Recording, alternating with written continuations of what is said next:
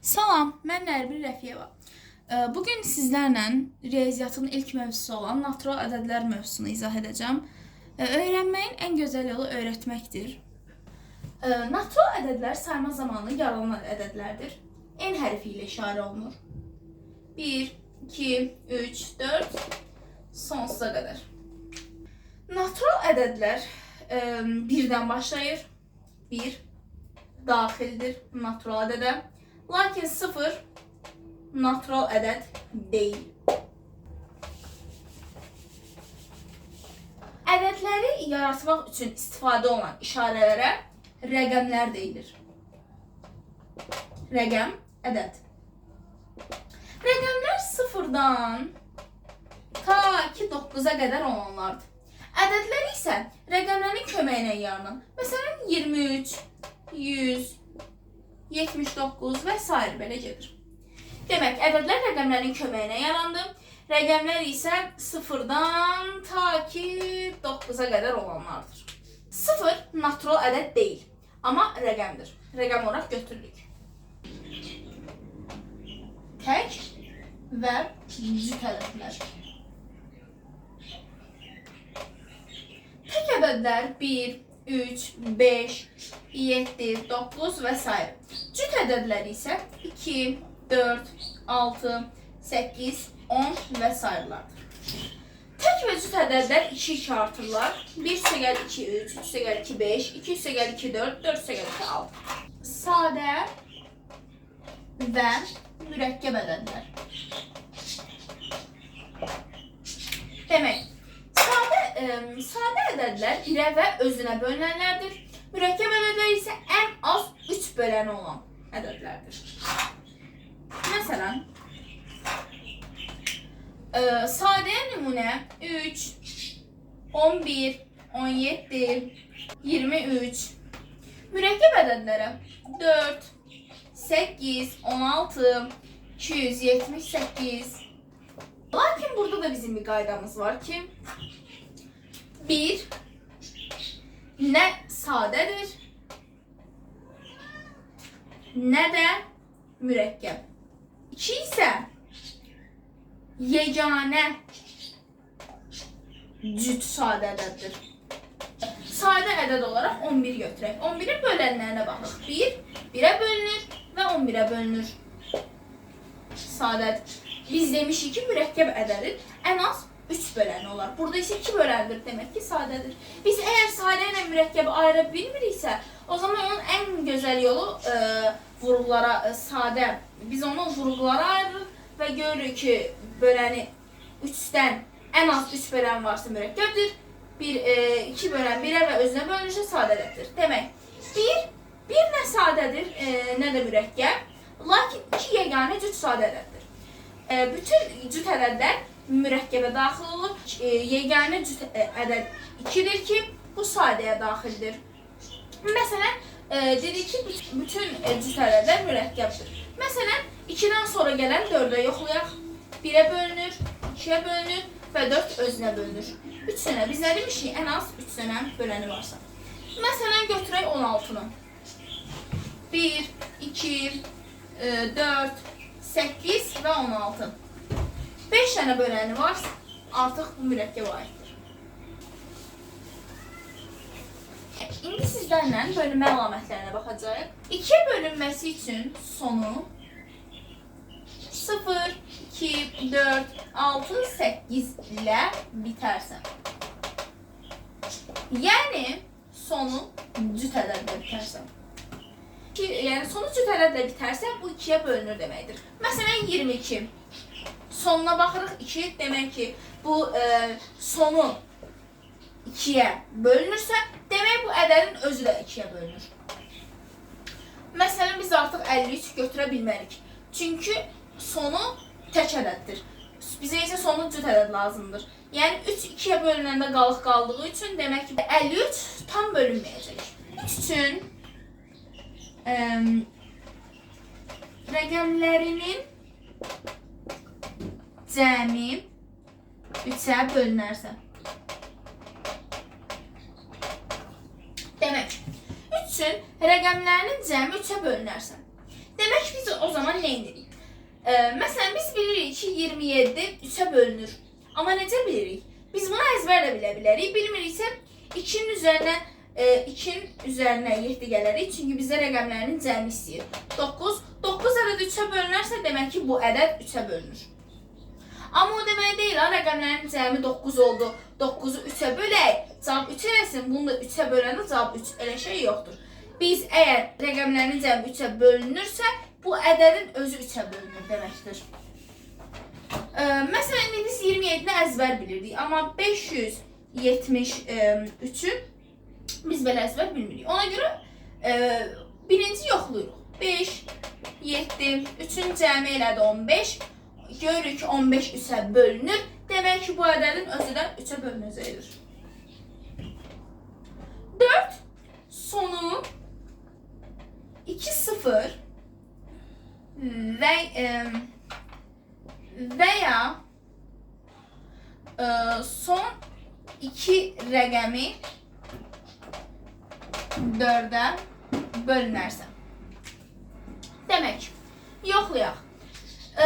Biz bilirik ki, 700 4-ə bölünəcək. Niyə? Baxırıq ki, sonunda 2 dənə 0 var. Demək ki, bu ədəd özü 4-ə bölünəcək. Və ya son 2 rəqəmi 4-ə bölünərsə. Məsələn, götürək 2580. Biz birinci baxaq görək, bu ədəd 4-ə bölünürmü? Baxırıq sondakı 2 rəqəminə. 80. 80 4-ə bölünür. Demək ki, bu ədədin özü də 4-ə bölünəcək. 5-ə bölünmə sonu 5 və ya 0-la bitərsə.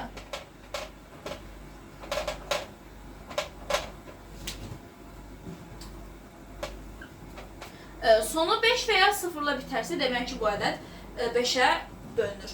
Məsələn, 55, 1280, 53750. Sonuna baxırıq 5, 0, 0. Demək ki, bu ədədin özü 5-ə bölünəcək. Mən buranı tam şəkildə silirəm, çünki artıq yer qalmadı. Bir ədədin 6-ya bölünüb bölünməməsini bilmək üçün o ədəd 2 və 3-ə bölünərsə. Çünki niyə 2 və 3? Çünki 6-nın bölənləri içində 2 və 3 var. Yəni 2-ni 3-ə vuranda 6 eləyir. Demək ki, biz də onu yoxlayacağıq. 2-yə bölünmə əlaməti nə idi? Sonu cüt. Sonu 0-dır. Biz də dedik ki, 0-ın yanında olan rəqəmlə bir yerdə olsa cüt alınır. Demək, bu ədəd 2-yə bölünür. İndi yoxlayaq görə bu ədəd 3-ə bölünürmü? Rəqəmlərin 3-ə nə demişik? Rəqəmlərinin cəmi. 2 üstə gəl, 5 üstə gəl, 0. Neçələrdir? 7. Demək, bu ədəd 3-ə bölünmür. Əgər 2 bölünmürsə, 3 bölünmürsə, bu 6-ya bölünmür. Artıq bu ədəd 6-ya bölünmür. Hər ikisi şərti ödəməlidir, biri yox. Biri belə şərt ödəsə, demək ki, bu ədəd 6-ya bölünmür. Məsələn, götürək indi 900. Görürük, sonunda cütdür, rəqəmlərinin cəmi də 3-ə bölünür, demək ki, bu ədədin özü 6-ya bölünür. İkiyə bölünmə əlamətləri son rəqəmi 5-ə vururuq. Qalan hissəni üzərinə gəlirik. Bəlkə belə sizə qarışıq gələ bilər. Amma indi izahdan sonra rahat şəkildə sizə aydın olacaqdır. Məsələn, 7 götürək. Son rəqəmi, yəni 9-u. 9-u vururuq 5-ə. Elədi 45. Qalan hissənin üzərinə gəl.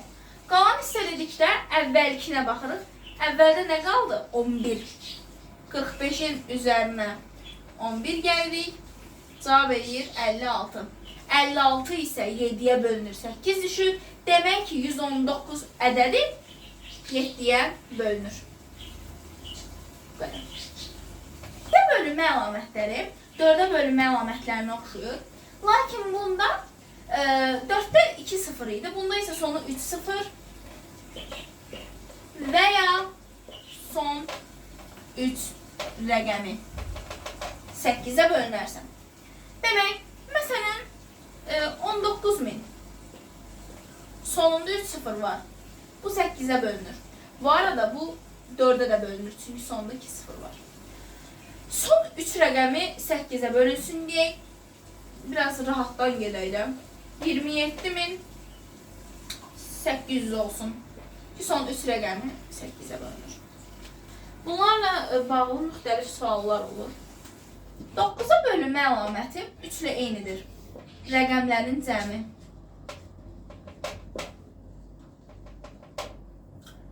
Məsələn, rəqəmlərin cəmi götürək 18. İndi biz bilirik ki, 18 əzbərimizdə var ki, 9-a bölünür. 1 ilə yenə 8 olur, 9. 9 9-a bölünür. İndi böyük bir ədəd götürək. 27.009 götürək məsələn. Rəqəmlərinin cəminə bax. Üstə gəl 7, üstə gəl 9. Bu da elədi 18. Demək ki, bu ədəd 9-a bölünür. 10 ən asanlıdır. Yəni ən rahat. Sonu 0 ilə bitərsə. Yəni bilirsiniz ki, 70 rahat 10-a bölünür, qalır 7. Məsələn, 75-i bölsə 7 10-a 5 qalır. Yəni tam bölünmür.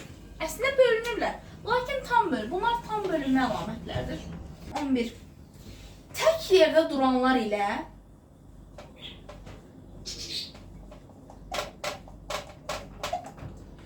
cüt yerdə duranların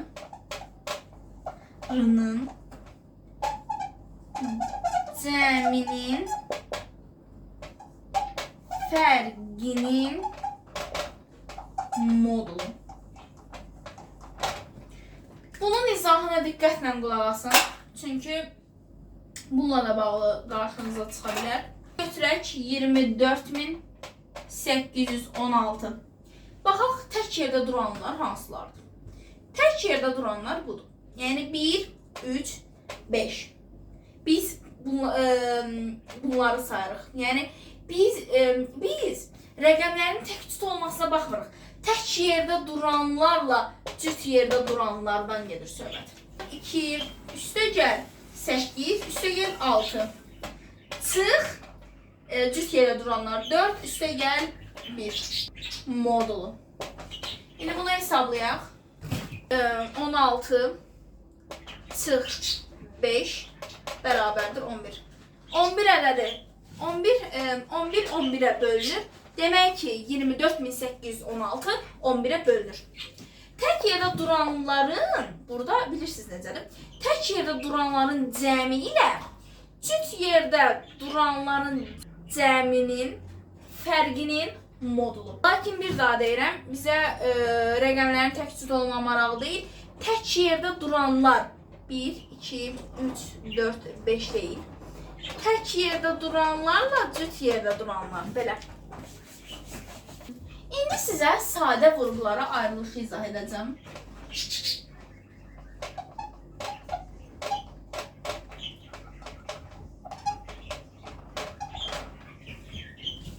Sadə vurğulara ayrılış. Məsələn, bir dənə rəqəm götürək.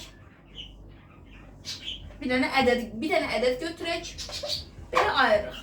Ən kiçiyindən ən böyüyünə doğru və ya ən böyüyündən ən kiçiyinə doğru gedə bilərsiniz. Məsələn, 120 nəyə bölünür ən kiçik?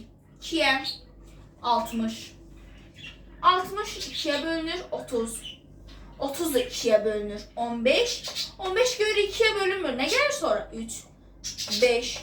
5-ə 5-ə bölünür. 1-i buraya yazırıq və bitdi. Və bunun sadə vurğulara ayrılışı olaraq biz bunu götürürük. Bunu da biz yazılış olarak necə yazırıq? 2'nin kubu vur 3 vur 5. Nəyə görə biz bunu belə yazdıq? 2'dən neçədə nədir?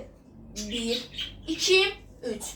2 üstü 3, yəni 2'nin kubu vur 3. 3 bir dənə olduğu üçün bir dənə 3 üstü 1, yəni 3 vur 5 dənə bir dənə olduğuna görə 5 üstü 1, yəni vur 5. Bunları da vuranda zaten 120 edəcək, çünki bu 120'nin sadə vurğularının ayrılışıdır. Biz 120'ni burada 6, 8, 4 və yaxud bunları yaza bilmərik. Çünki bu adından da gördüyü kimi sadə vurğa ayrılışdır. Dostlar, mən bir şey əlavə edim ki, bunların düsturlarını mən sizə ayrıca yazıb göstərmək istədim. Natural bölən sayı bilirsiniz ki, qüvvətlərin üstünə bir gəlib toplayırıq. Məsələn, biz bura yazaq. 5 üstü 3 vur 2 üstü 1 vur 3 üstü 5 məsələn belə götürək. Biz natural bölən sayı tapanda qüvvətlərinin üzərinə 1 gəlib vururuq.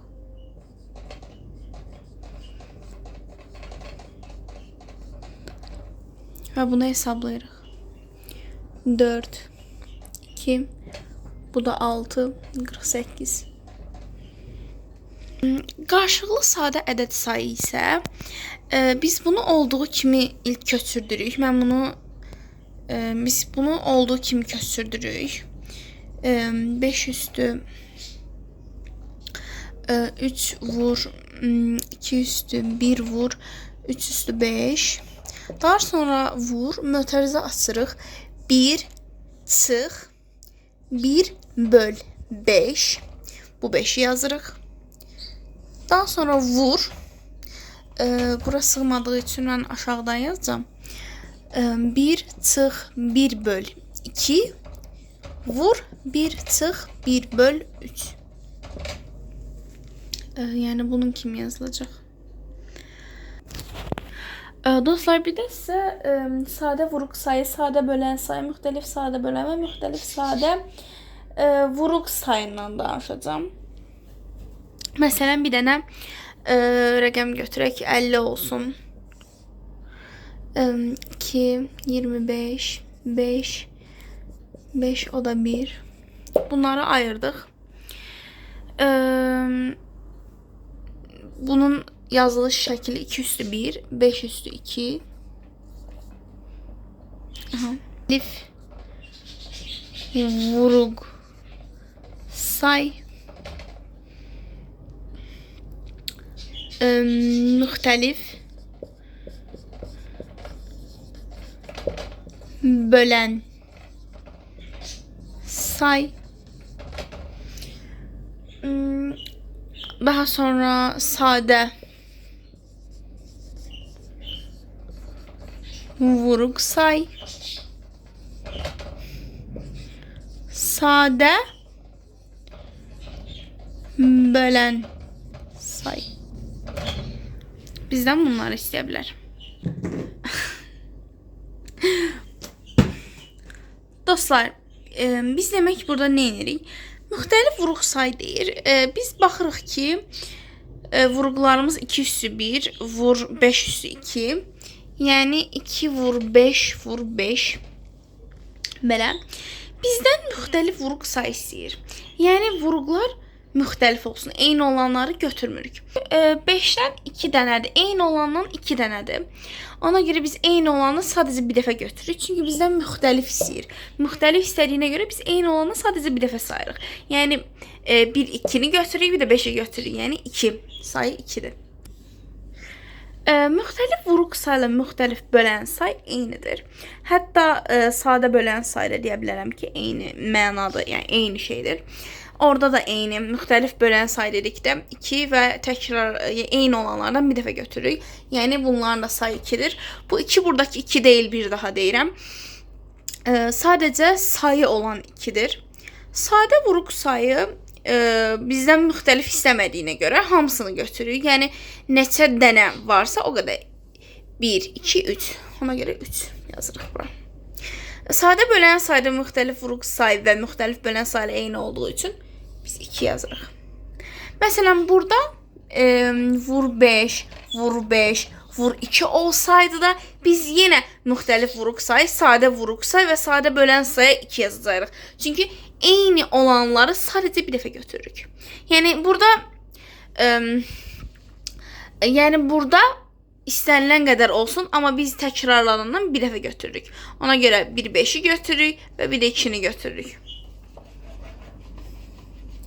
Onda artıq sadə vuruq sayı 3 yox. Artıq burada sadə vuruq sayı 3 yox. Sadə vuruq sayı hamısını sayırıq. 1, 2, 3, 4, 5, 6. Artıq sadə vuruq sayı, vuruqlarının sayı 6 olacaq.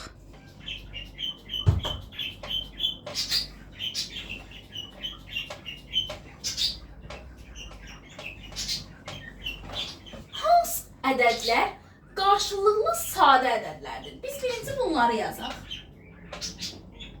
2 ardıcıl natural ədəd.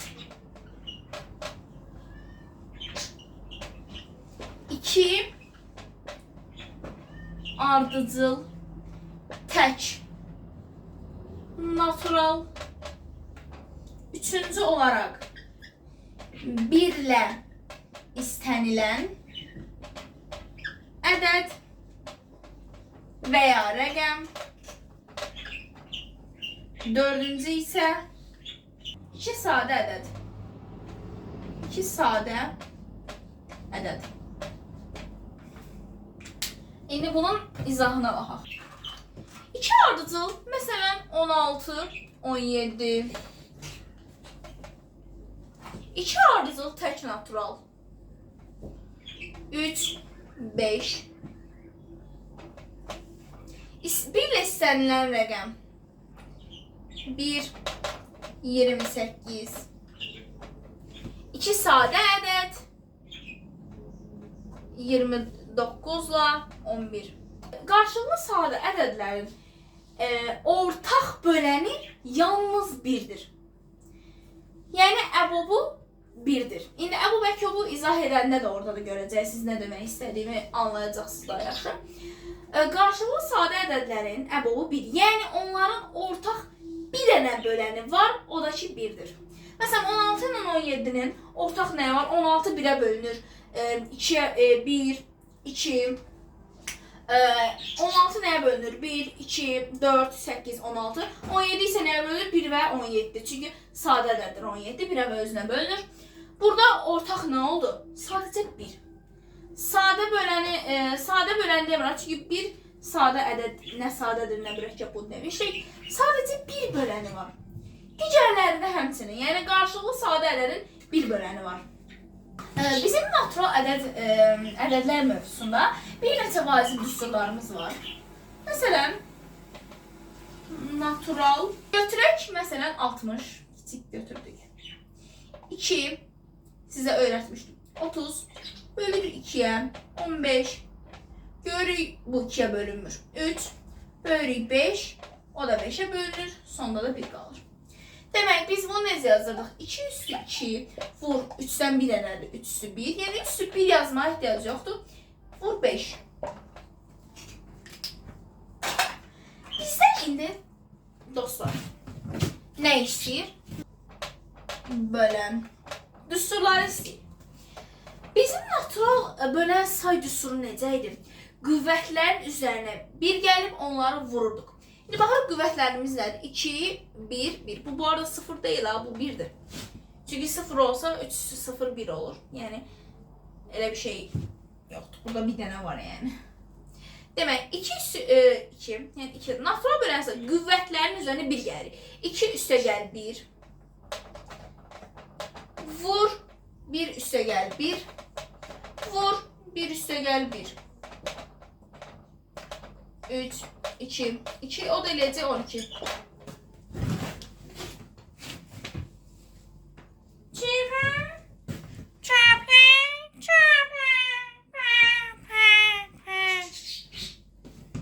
Aha. Qarşılıqlı sadə bölən necə tapılır?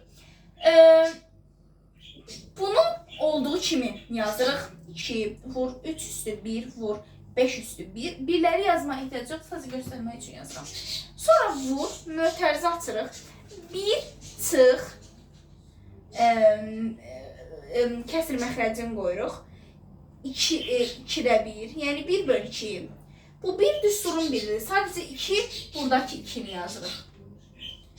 Vur, 1 çıx, 1 böl 3. 1 çıx, 1 böl 5. Buradakı 5. İndi mən bunu bura köçürdüm. Və siz də aydın şəkildə görəsiniz. Dostlar, mən buranı sildim. Çünki buranı sildim. Çünki mən artıq açıq şəkildə hesablanmış şəkildə yazdım. Məsələn 1 çıx 2-də 1 çıx 2-də 1 elə 2-də 1 eləyir. Vur 1 çıx 3-də 1, yəni 3-də 2 eləyir. 1 çıx 5-də 1, yəni 5-də 4 eləyir. Bunları da vururuq. Vurmamışdan əvvəl ixtisarlarımız varsa edirik. Məsələn 3-lər gedir, 2-lər gedir, 5-lər gedir. Cavab nə olur? 2 üstü 2 vur 4. 2 üstü 2 də eləyir 4, 4 vur 4, o da eləyir 16. Demək, qarşılıqlı sadə bölən sayımız oldu 16. İndi bizdən nə istəyə bilər? Bizdən istəyə bilər. İndi bizdən nə istəyə bilər? Bizdən tam bölən say istəyə bilər. Tam bölən say. Tam bölən sayını necə tapırıq? Tapdığımız natural bölən sayını, yəni 12-ni gətirib yazırıq. 12 vururuq 2-yə, cavab eləyir 24. Demək, nə elədik? Tam bölən sayını tapmaq üçün natural bölən sayını, tapdığımız natural bölən sayını vururuq 2-yə, cavab eləyir 24. Dostlar, demək, əbob, əkob. Əbob ən böyük ortaq böləndir. Əkob isə ən kiçik ortaq bölünən deməkdir. Demək, belə. Biz əbobla əkobu necə tapırıq? Gəlin onu nümunə üzərində sizə izah edim. Məsələn, 30-la 50-nin istəyir bizə əkobunu.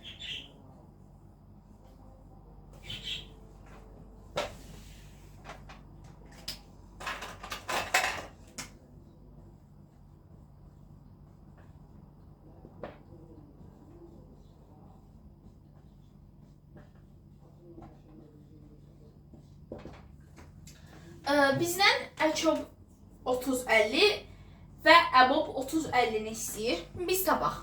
Biz birinci bunun sadə bölənini ayırırıq, 30-la 50-ni.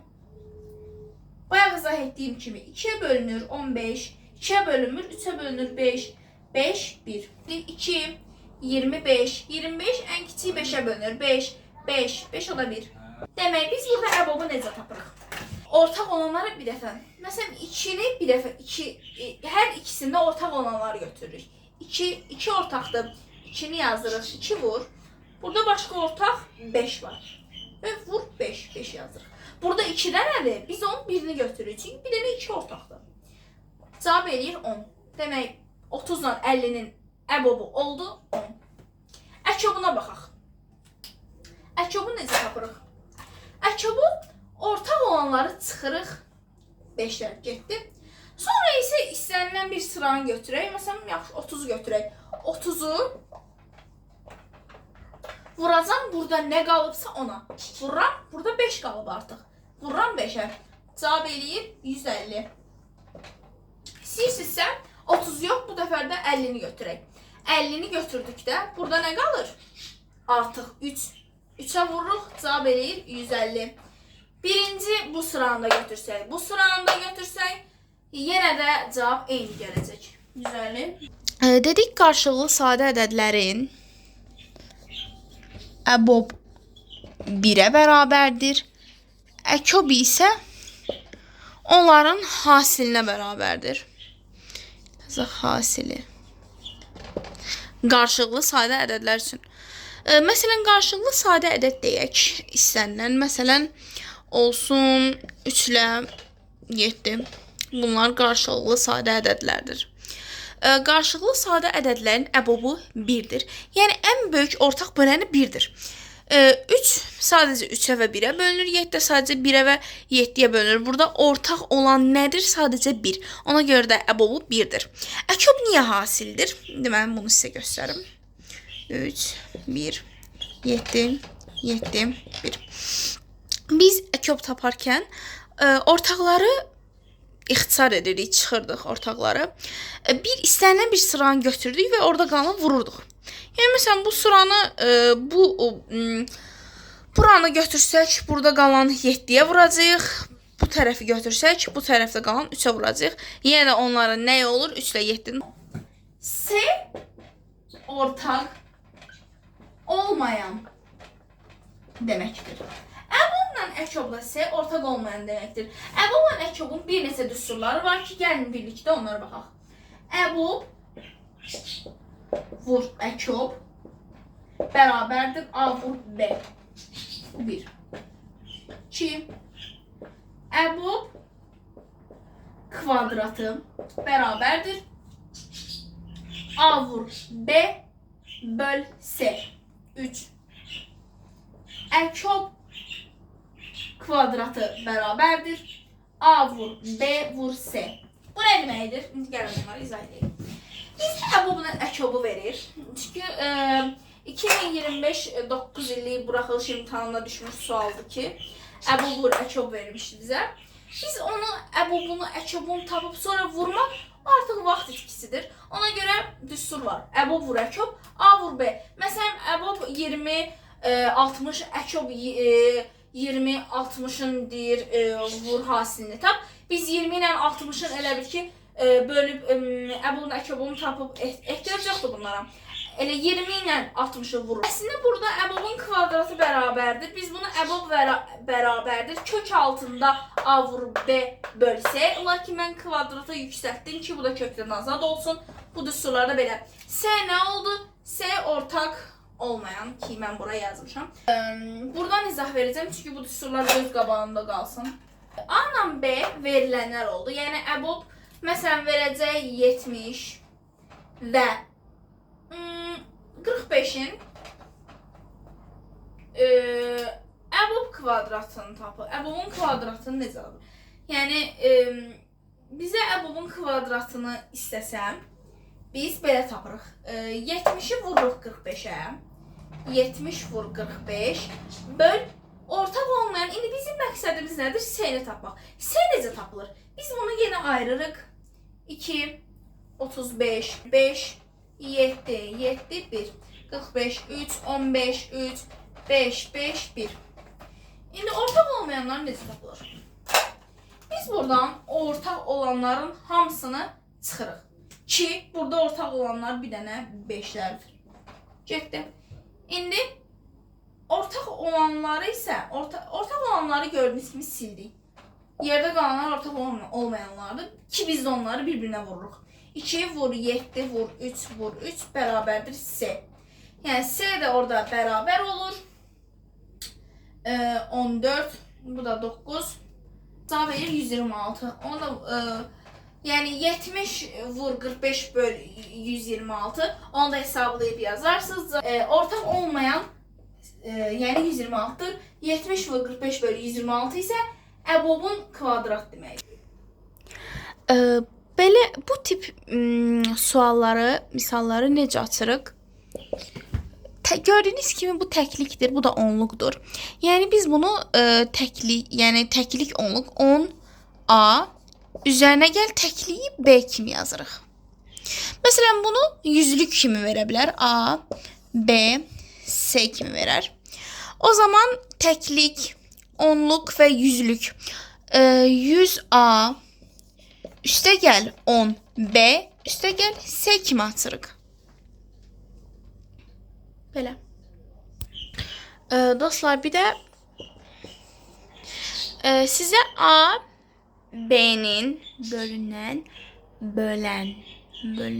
A, B'nin bölünəndir. Məsələn, A böl B'də A əkobdur, B isə əbobdur. Məsələn, 20 böl 4. O zaman 20 əkob olur, 4 isə əbob. Yəni, ən kiçik ortaq bölünən 20, ən böyük ortaq bölən 4'dür. Dostlar, izlədiyiniz üçün təşəkkür edirəm. Əlimdən gəldiyi kimi sizə izahlar, sınaq izahları, mövzu sınaqlar belə atmağa çalışacağım. Çünki bizim məqsədimiz irəli getməkdir. Çalışaq ki, riyaziyyatın bir yerdə sevək və riyaziyyatın üstəsindən gələk. Sağ olun.